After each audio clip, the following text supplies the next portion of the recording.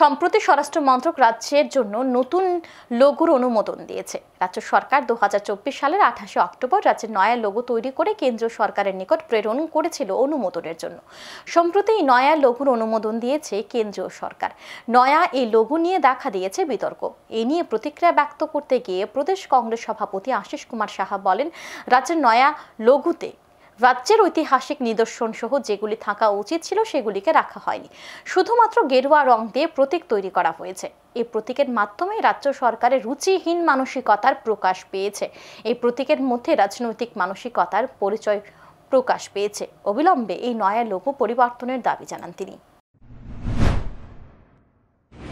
এবং এটা এই রাজ্যের যে পরম্পরা বা যে ঐতিহ্য, সেই ঐতিহ্যগুলি থেকে দূরে সরে গিয়ে শুধু গেরুয়াকরণের মাধ্যমে একটা রাজনৈতিক